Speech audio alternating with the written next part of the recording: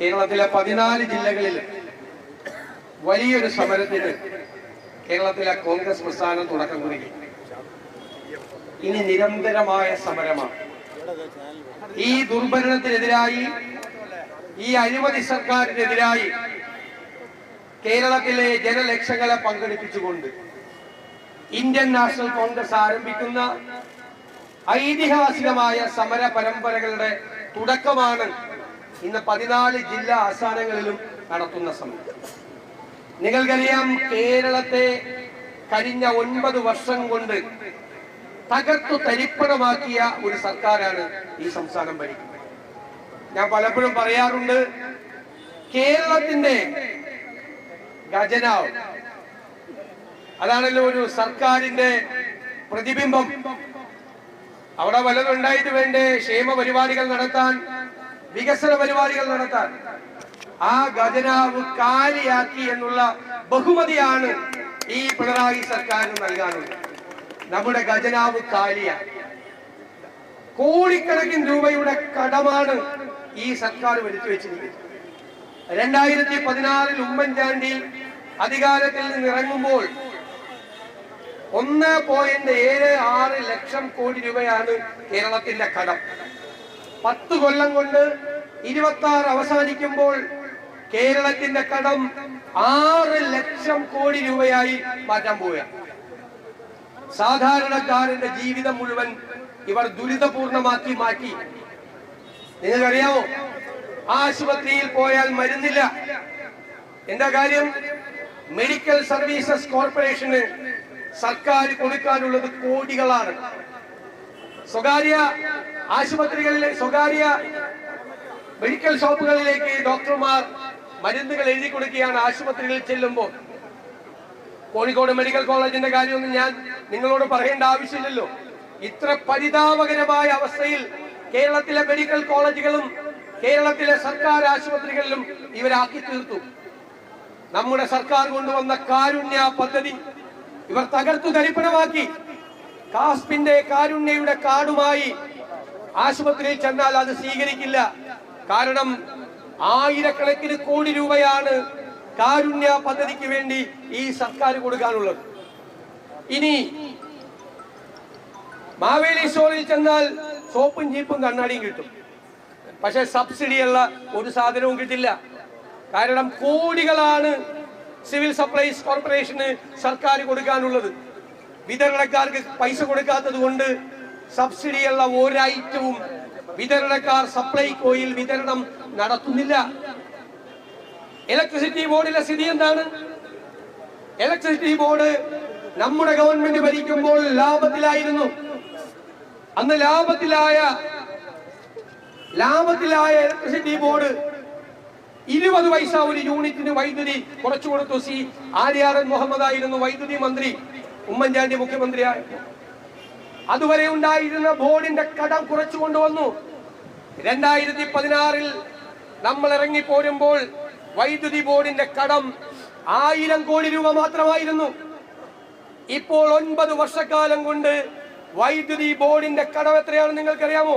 45,000 കോടി രൂപയാണ്.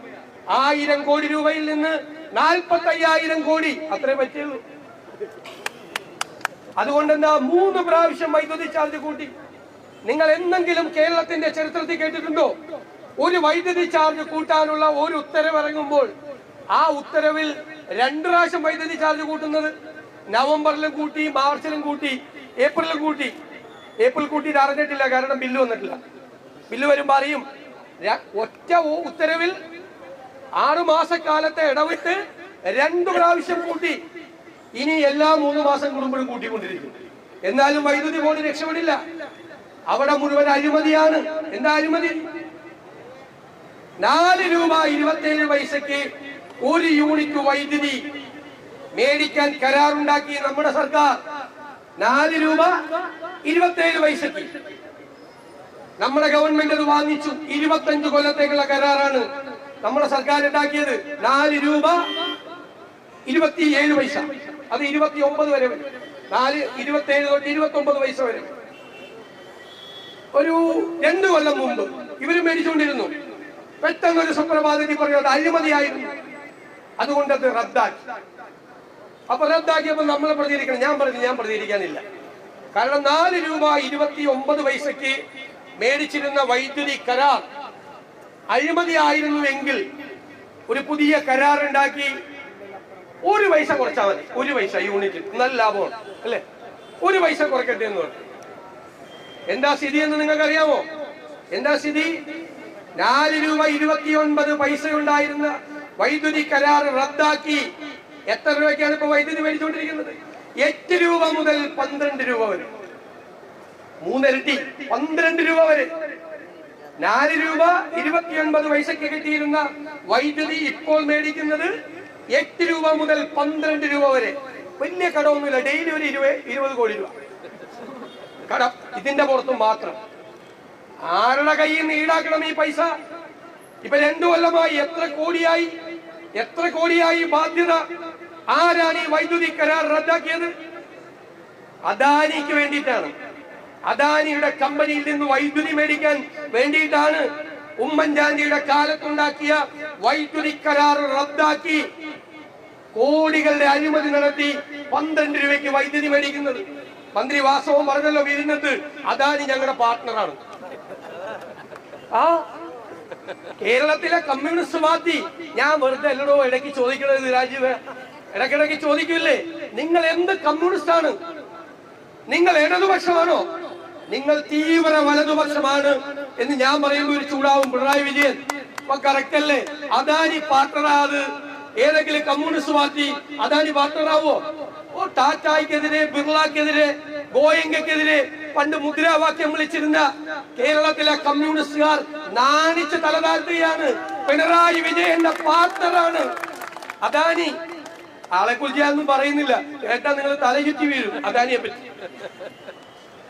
അദാനി പാർട്ട്ണറാണ്. ഒരു ഉളുപ്പില്ലാതെ പറയല്ലേ? കമ്മ്യൂണിസ്റ്റ് പാർട്ടിയാണ് അത്രേ. കമ്മ്യൂണിസ്റ്റ് പാർട്ടി അയാളുടെ കമ്പനിയിൽ നിന്ന് വൈദ്യുതി മേടിക്കാനാണ് ഈ കൊള്ള നടത്തിയത്. കമന്ന് വീണാൽ കാൽപ്പണമായി പൊങ്ങുന്ന ഈ സർക്കാർ സപ്ലൈകോ കൂട്ടാറായി, KSRTC തീരാറായി, വൈദ്യുതി ബോർഡിന്റെ സ്ഥിതി ഇതായി. ഞാൻ ചോദിക്കട്ടെ, കെട്ടിട നിർമ്മാണ തൊഴിലാളി ക്ഷേമനിധി കിട്ടിയിട്ട് എത്ര മാസമായി? 16 മാസമായി. അംഗൻവാടി ടീച്ചർമാർക്കും വർക്കേഴ്സിനും ആനുകൂല്യം കിട്ടുന്നുണ്ടോ? ഇല്ല. റിട്ടയർ ചെയ്ത പാവങ്ങൾക്ക് പോലും കിട്ടുന്നില്ല. 1 രൂപ കൊടുക്കുന്നില്ല. എന്തിനാണ് സ്കൂളിൽ പാചകം നടത്തുന്ന പാചക തൊഴിലാളികൾക്ക് ശമ്പളം കൊടുത്തിട്ട് എത്ര ദിവസമായി, എത്ര മാസമായി? 5 പൈസയില്ല, 5 നയാ പൈസയില്ല. ആശാ വർക്കർമാർ തിരുവനന്തപുരത്ത് സമരം നടത്തിയപ്പോ മന്ത്രിമാര് പരിഹസിക്കുകയാണ്. ഏത് സമരത്തിലൂടെ വളർന്നു വന്ന കമ്മ്യൂണിസ്റ്റ് പാർട്ടി, അതിലൂടെ അധികാരത്തിൽ വന്ന മന്ത്രിമാർ പാവപ്പെട്ട സ്ത്രീകൾ സെക്രട്ടേറിയറ്റിന്റെ മുന്നിൽ സമരം ചെയ്യുമ്പോ നിങ്ങൾ ഒന്നും കൊടുക്കണ്ട. നിങ്ങൾക്ക് അവരെ പരിഹസിക്കാതിരിക്കണ്ടേ? അവരെ കളിയാക്കുകയാണ്. കാരണം ആരാ? ഇവര് മുതലാളിമാരാണിപ്പോ. കോർപ്പറേറ്റ് മുതലാളിമാരാണ് മന്ത്രിസഭയിൽ ഇരിക്കുന്നത്. തൊഴിലാളികൾ സമരം ചെയ്യുമ്പോ, സ്ത്രീകൾ സമരം ചെയ്യുമ്പോ ഇവർക്ക് പുച്ഛമാണിപ്പോ. അതല്ലേ? അപ്പൊ ശരിയല്ലേ? തീവ്ര വലതുപക്ഷ പാർട്ടിയായി കേരളത്തിലെ CPM അധപ്പതിച്ചിരിക്കുന്നു. അതുകൊണ്ടാണ് സമരങ്ങളോട് പുച്ഛം. പിന്നെ മോഡിക്കൊരു പ്രശ്നമുണ്ട്. മോഡിക്കെതിരെ എന്തെങ്കിലും പറഞ്ഞാൽ, സമരം ചെയ്താൽ രാജ്യവിരുദ്ധരാണ്, ദേശവിരുദ്ധർ. പിണറായി വിജയൻ എതിരായി പറഞ്ഞാൽ, ഗവൺമെന്റിനെതിരായി പറഞ്ഞാൽ വികസന വിരുദ്ധരാ. കുറച്ച് കഴിയുമ്പോ പറയും ദേശവിരുദ്ധരാന്ന് പറയും. കാരണം ചേട്ടൻ ബാവയും അനിയൻ ബാവയാണല്ലോ, ഒരുമിച്ചാണല്ലോ യാത്ര, ഒരു തോണിയിലാണല്ലോ യാത്ര, ഒരുമിച്ച്. എന്താ വിഴിഞ്ഞത്ത് പ്രതിപക്ഷ നേതാവിനെ വിളിക്കില്ല? കാര്യം എന്താ? സർക്കാരിന്റെ 4ാം വാർഷികത്തിന്റെ പരിപാടിയാണ് വിഴിഞ്ഞത്ത് നടക്കുന്നത്. ഉമ്മൻചാണ്ടി ഉണ്ടാക്കിയ വിഴിഞ്ഞം പോർട്ട് സർക്കാരിന്റെ 4ാം വാർഷികവും പ്രതിപക്ഷം ബഹിഷ്കരിച്ചിട്ട് വിളിക്കുന്നില്ല. ഓക്കെ, ഞാൻ ചോദിച്ചപ്പോ മോഡി വന്നത് ഈ സർക്കാരിന്റെ 4ാം വാർഷികം ആഘോഷിക്കാനാണ്. അല്ല, ഞങ്ങൾക്ക് വിരോധമില്ല. CPM-ഉം BJP-യും കൂടി ആഘോഷിച്ചോ 4ാം വാർഷികം? രണ്ടുപേരും ഒരുമിച്ചല്ലേ യാത്ര? ഒരുമിച്ച് യാത്ര ചെയ്യാണിപ്പോ. ഒരുമിച്ച് കേരളത്തെ കുട്ടിച്ചോറാക്കി. ഇത്രയും പൈസ പാചക തൊഴിലാളിക്ക് സ്കൂളിലെ പാവപ്പെട്ട സ്ത്രീകളാണ്, അറിയാലോ, നിവൃത്തിയില്ലാത്ത പാവങ്ങൾ. അവർക്ക് കൂലി കൊടുക്കാൻ പൈസ ഇല്ലാത്ത ഈ സർക്കാർ 100 ചില്ലാൻ കോടി മുതലാക്കി വാർഷികാഘോഷം നടത്തുകയാണ്. തൊലിക്കെട്ടി സമ്മതിക്കണ്ടേ? എന്നിട്ട് ഒന്നും ചെയ്യാത്ത കേരളത്തെ മുടിപ്പിച്ച ഈ മുഖ്യമന്ത്രിയുടെ പടം വെക്കാൻ, ഹോർഡിങ്സ് വെക്കാൻ 15 കോടി. കണ്ടാമൃഗം തോറ്റുപോകും. മറ്റേ കാര്യത്തിൽ ധൈര്യം, മനുഷ്യന്റെ ഒരു ധൈര്യം. ഈ ആളുകളെ മുഴുവൻ പട്ടിണിക്കിട്ട് വിഷമിപ്പിച്ച് പെൻഷൻ കൊടുക്കാതെ, ആനുകൂല്യം കൊടുക്കാതെ ക്ഷേമനിധികൾ 6-7 ക്ഷേമനിധികൾ തകർന്നു. കേരളത്തിന്റെ ചരിത്രത്തിൽ ആദ്യമായി അങ്ങോട്ട് തൊഴിലാളികൾ കോൺട്രിബ്യൂഷൻ കൊടുത്ത ആ പൈസ പോലും തിരിച്ചു കൊടുക്കുന്നില്ല.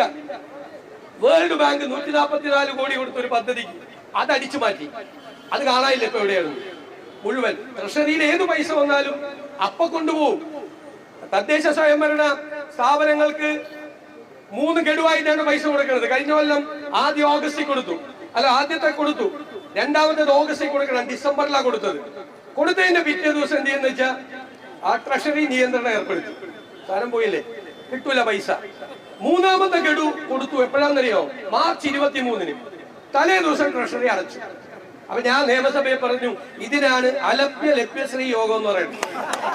പൈസ ഉണ്ട്, പക്ഷെ ചെലവാക്കാൻ പറ്റില്ല. ചിലരുടെ ജാതകത്തിൽ എഴുതി കാണും തുടക്കത്തിൽ തന്നെ രാജയോഗം. ഭയങ്കര സന്തോഷവും. രാജയോഗമല്ലേ, ഒരു 4 പേജ് കഴിയുമ്പോൾ എഴുതും അത് അനുഭവിക്കാനുള്ള യോഗമില്ല. അതുപോലെ തന്നെ പഞ്ചായത്തിന്റെയും മുനിസിപ്പാലിറ്റിയുടെയും കോർപ്പറേഷന്റെ സ്ഥിതി, കാശ് അനുവദിച്ചു, പഞ്ചായത്ത് പ്രസിഡന്റൊക്കെ ചാടി എണീറ്റ് മെമ്പർമാരുടെ പൈസ വന്നു. അപ്പൊ നോക്കിയപ്പോ എന്താ, പൈസ വന്നതിന്റെ തലേ ദിവസം ട്രഷറി അടച്ചു. അല്ലേ? ഇതല്ലേ കേരളത്തിൽ നടക്കുന്നത്? ഇതാണോ ഭരണം? എന്നിട്ട് ഇപ്പൊ പറയാ ഹൈവേ കണ്ടില്ലേ? സഹകന്മാരൊക്കെ സോഷ്യൽ മീഡിയയിൽ പോസ്റ്റ് ഇടുക, ആരാടോ ഹൈവേ ഇന്ത്യ മുഴുവനുള്ളതാണ്. അതിന്റെ ഭാഗമായി കേന്ദ്ര ഗവൺമെന്റിന്റെ പദ്ധതിയാണ്. UPA ഗവൺമെന്റ് ഇരുന്ന സമയത്ത് റെഡിയാണ് ഈ പൈസ തരാൻ. എന്താ ചെയ്യാറുന്നത്? നമുക്ക് ഇത് ഭൂമി എടുത്തു കൊടുക്കാൻ പറ്റില്ല. അപ്പൊ UPA government right to fair compensation act കൊണ്ടു. എന്റെ മണ്ഡലത്തിൽ 2006-ൽ 23,000 രൂപ ഒരു സെന്റിന് കിട്ടിയ സ്ഥലത്ത് ഇപ്പൊ 10 ലക്ഷം രൂപ. സോണിയാഗാന്ധിയുടെ വാശിയിൽ കൊണ്ടുവന്ന right to fair compensation act. അതുകൊണ്ടാണ് ഭൂമി എടുക്കാൻ പറ്റിയത്. ഭൂമി എടുത്തപ്പോ കേന്ദ്ര ഗവൺമെന്റ് പൈസ തന്നു. അതിനെവിടെയാ പിണറായി? എന്നിട്ട് പറയാ അന്ന് സമരമായിരുന്നു ഇവരല്ല, നമ്മളെല്ലാം സമരം ചെയ്തിട്ടുണ്ട്, പണം കൂടുതൽ കൊടുക്കണം എന്ന് പറഞ്ഞു. ഞങ്ങൾ ഗ്യാസ് പൈപ്പ് ലൈൻ ഇട്ടെന്നു മുഖ്യമന്ത്രി ഒരു ദിവസം പറയാ. ഗ്യാസിന്റെ പൈപ്പ് നമ്മൾ ഭരിക്കുമ്പോ, ഉമ്മൻചാണ്ടി ഭരിക്കുമ്പോ ഗ്യാസ് പൈപ്പ് ലൈൻ ഇടാൻ പോയപ്പോ ഇത് ഭൂമിക്കടിയിലെ ബോംബാണ്, ഇത് പൊട്ടിത്തെറിക്കും എന്ന് പറഞ്ഞ ആള് മന്ത്രിയായിട്ടിരിക്കുകയാണ്, വ്യവസായ മന്ത്രിയായിട്ട്. ആരുടെ മന്ത്രിസഭയില്? ഈ പിണറായി വിജയന്റെ മന്ത്രിസഭയില്. എന്നിട്ട് ഇപ്പൊ ഞങ്ങൾ വിഴിഞ്ഞം കൊണ്ടുവന്നു. അന്ന് കൊണ്ടുവന്നപ്പോ എന്താ പറഞ്ഞത്? 6,000 കോടി രൂപയുടെ റിയൽ എസ്റ്റേറ്റ്. പിന്നെന്താ? കടൽ കൊള്ള, മത്സ്യത്തൊഴിലാളികളുടെ കണ്ണീര് കടലില്. ഉമ്മൻചാണ്ടി കൊണ്ടുവന്നപ്പോ ആ ദേശാഭിമാനിയുടെ കവറാണ് അന്നത്തെ. 2025-ലെ കവർ പേജ് എന്താ? കടലിൽ വിപ്ലവം. മറ്റേ കടൽ കൊള്ള നടന്നത് ഇപ്പൊ കടലിലെ വിപ്ലവം. നാണം വേണ്ടേ? ഞാൻ നേരത്തെ പറഞ്ഞത് വീണ്ടും ആവർത്തിക്കുന്നില്ല. മറ്റേ മൃഗം എനിക്കെതിരായിട്ട് കേസ് കൊടുക്കും. മറ്റേ മൃഗേ ഞാൻ ഇനിയും പറഞ്ഞാൽ അത് എനിക്കെതിരായിട്ട് കേസ് കൊടുക്കും. ഇവരെ പറ്റി കമ്പയർ ചെയ്ത് പറഞ്ഞ, അതുകൊണ്ട് ഞാൻ ഇനി പറയത്തില്ല കമ്പയർ. പിന്നെ പറയെന്താ? രണ്ടാമത് വന്നു, മൂന്നാമതും നല്ല മുദ്രാവാക്യം. ഞാനത് പറഞ്ഞപ്പോ ഓർത്തത് മൂന്നാമതും വരുമെന്ന്. പിണറായി 3. ആളുകൾ തലേ കൈവച്ച് പ്രാർത്ഥിക്കുകയാണ്, ദൈവമേ ഇനി വരാൻ പോകണമെന്ന് വിചാരിച്ചു. അത് നിങ്ങൾ ടെൻഷൻ അടിക്കണ്ട. പണ്ട് ഇതുപോലൊരു മുദ്രാവാക്യം ഞാൻ സ്കൂളിൽ പഠിക്കുമ്പോഴാണ് 77. അന്നത്തെ മുദ്രാവാക്യം എന്തായിരുന്നില്ല? തെരഞ്ഞെടുപ്പിന് മുമ്പ് 57-ൽ EMS, 67-ൽ EMS, 77-ലും EMS.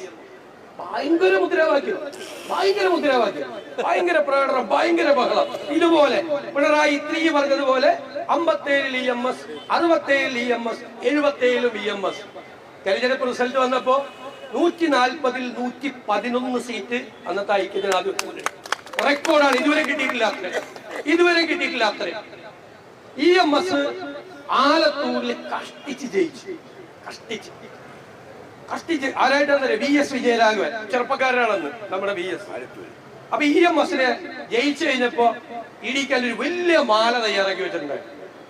ജയിച്ചല്ല, മൊത്തത്തിൽ തോറ്റെങ്കിലും ജയിച്ചല്ല EMS, ചെറിയ ഭൂരിപക്ഷത്തിന്. അന്നത്തെ കാലത്ത് ആലത്തൂര് കമ്മ്യൂണിസ്റ്റ് കോട്ടയാണ്. മാല ഇടാൻ വന്നപ്പോ EMS പറഞ്ഞു, ഇത് എന്നെയല്ല നിങ്ങൾ ഇടിയിക്കേണ്ടത്, ആ വിജയരാഘവന് കൊണ്ട് ഇടാൻ പറഞ്ഞു. സത്യത്തിൽ അവനാണ് ജയിച്ചെന്ന്. അതായത് EMS. ആ ഗതികേട് ധർമ്മടത്ത് പിണറായി വിജയന് സംഭവിക്കാതിരിക്കട്ടെ എന്ന് ഞങ്ങൾ പറയുന്നു. 26-നെ കുറിച്ചാണ്. ഇനി നിങ്ങൾ പിണറായി 3 എന്ന് പറഞ്ഞാൽ അപ്പൊ മനസ്സിലോട്ടേക്കണം 57-ൽ EMS, 67-ൽ EMS, 77-ൽ EMS. ഇതിന് മറുപടി പറഞ്ഞാൽ മതി. താഴെ പറയുമല്ലോ ഇത്, അവിടെ പറഞ്ഞാൽ മതി. ഇത് ഈ സാധനം പറഞ്ഞാൽ മതി. അന്ന് നടന്നത് ഇപ്പൊ 2026 ആവർത്തിക്കാൻ പോവാണ്. 2026 ആവർത്തിക്കാൻ പോവാ. ആ പറഞ്ഞത് ഐക്യ ജനാധിപത്യ മുന്നണി ഇന്ത്യൻ നാഷണൽ കോൺഗ്രസിന്റെ നേതൃത്വത്തിൽ കൊടുങ്കാറ്റ് പോലെ തിരിച്ചു വരും. ഈ അഴിമതിക്കാരുടെ ദുർഭരണക്കാരെ ഈ അധികാര കസേരയിൽ നിന്ന് ആട്ടിയോടിക്കാൻ കേരളത്തിലെ പാവപ്പെട്ട ജനങ്ങൾ തയ്യാറായിരിക്കുകയാണ്. അവരുടെ പ്രശ്നങ്ങൾ ഞങ്ങൾ പരിഹരിക്കും. ഞങ്ങൾ ഗവൺമെന്റിനെ കുറ്റപ്പെടുത്തുക മാത്രമല്ല ചെയ്യുന്നത്. കേരളത്തിലെ ധനസ്ഥിതി നിങ്ങൾ തകരാറിലാക്കിയെങ്കിൽ നിങ്ങൾ എന്ത് ചെയ്യുമെന്നുള്ള ചോദ്യമുണ്ട്. ഞങ്ങൾ അധികാരത്തിൽ വന്നാൽ കേരളത്തിലെ സാമ്പത്തിക സ്ഥിതി ഞങ്ങൾ മെച്ചപ്പെടുത്തും. അതിനുള്ള പദ്ധതികൾ ഞങ്ങൾക്കുണ്ട്. കേരളത്തിലെ ആരോഗ്യ രംഗം ഞങ്ങൾ വ്യത്യസ്തമാക്കും. വിദ്യാഭ്യാസ രംഗത്ത് ഞങ്ങൾ മാറ്റങ്ങൾ ഉണ്ടാക്കും. ഞങ്ങൾ മുഴുവൻ രംഗങ്ങളിലും സമഗ്രമായ മാറ്റമുണ്ടാക്കാനുള്ള വലിയ പദ്ധതികളുമായി ജനങ്ങളുടെ മുന്നിൽ അത് അവതരിപ്പിച്ചുകൊണ്ടാണ് ഞങ്ങൾ വരുന്നത്. അതുകൊണ്ട് പ്രിയപ്പെട്ടവരെ, ഈ അഴിമതിക്കാരെ ഞാൻ പറഞ്ഞല്ലോ, ആ മുഖ്യമന്ത്രി രാജിവെക്കണമെന്ന് ഞങ്ങൾ ആവശ്യപ്പെട്ടു. എന്താ കാര്യം? മുഖ്യമന്ത്രിയുടെ മകളുടെ കമ്പനിയിലേക്ക് 2,70,00,000 രൂപ വന്നു. ഞങ്ങൾ ആരുമല്ല ആരോപണം ഉന്നയിച്ചു. അത് സർക്കാരിന്റെ ഒരു statutory body income tax tribunal CMRL കമ്പനിയുടെ ഒരു ഇടപാട് നോക്കിയപ്പോൾ കണ്ടുപിടിച്ച SFIO അന്വേഷിക്കാൻ പറഞ്ഞു. സത്യത്തിൽ SFIO അല്ല അന്വേഷിക്കാൻ. കാരണം ഇത് മണി ലോണ്ടറിംഗ് ആണ്. കാരണം ഒരു സർവീസും ചെയ്തു കൊടുക്കാതെ മകളുടെ കമ്പനിക്ക് പൈസ കൊടുത്തു. ഈ കമ്പനി, ആ കമ്പനി പറഞ്ഞിട്ട് ഞങ്ങൾക്ക് ഒരു സർവീസും ചെയ്തു തരാതെ ആരെങ്കിലും ജയന്തിന്റെ അക്കൗണ്ടിലേക്ക് പൈസ അയക്കുക? ജയന്ത് ഒരു കാര്യം ചെയ്തു കൊടുക്കാതെ, അതാണിത്. ഒരു കാര്യം ചെയ്തു കൊടുക്കാതെ ആ അക്കൗണ്ടിലേക്ക് പൈസ 2,70,00,000 രൂപ മുഖ്യമന്ത്രി സ്ഥാനത്ത് ഇരിക്കുമ്പോഴാണ് മകളുടെ കമ്പനിയുടെ അക്കൗണ്ടിലേക്ക് വന്നത്. മറുപടി പറഞ്ഞിട്ടില്ല ഇതുവരെ മറുപടി പറഞ്ഞിട്ടില്ല. അതിന് ഉത്തരം പറഞ്ഞേ മതിയാവൂ. അപ്പൊ അഴിമതിയാണ്. കിട്ടാവുന്ന തലങ്ങളിലെല്ലാം അഴിമതിയാണ്. ലൈറ്റിന്റെ കാര്യത്തിൽ അഴിമതിയാണ്, ഇല്ലേ? മുഴുവൻ കാര്യങ്ങളിൽ അഴിമതിയാണ്. സർക്കാർ ബുദ്ധിമുട്ടുമ്പോൾ, ജനങ്ങൾ ബുദ്ധിമുട്ടുമ്പോൾ അഴിമതിയിൽ മുങ്ങിക്കുളിച്ചു നിൽക്കുന്ന ഗവൺമെന്റ് ആണ്. പാലക്കാട് ബ്രൂവറി അഴിമതിയാണ്, തൊട്ടടുത്തൊക്കെ അഴിമതിയാണ്. കാരണം പോണ പോക്കിൽ കേരളത്തെ തകർത്ത് തരിപ്പണമാക്കി പോവുകയാണിവർ. അതുകൊണ്ട് ഈ ദുർഭരണത്തിനെതിരായി, ഈ അഴിമതി ഭരണത്തിനെതിരായിട്ടുള്ള നമ്മുടെ പോരാട്ടം, അതിൽ പങ്കാളികളായ നിങ്ങളെ മുഴുവൻ ഞാൻ ഒരിക്കൽ കൂടി അഭിവാദ്യം ചെയ്തുകൊണ്ട് ഈ കളക്ടറേറ്റ് മാർച്ച് നിങ്ങൾ എല്ലാവരുടെയും അനുവാദത്തോടെ ഉദ്ഘാടനം ചെയ്തതായി അറിയിക്കുന്നു. നന്ദി.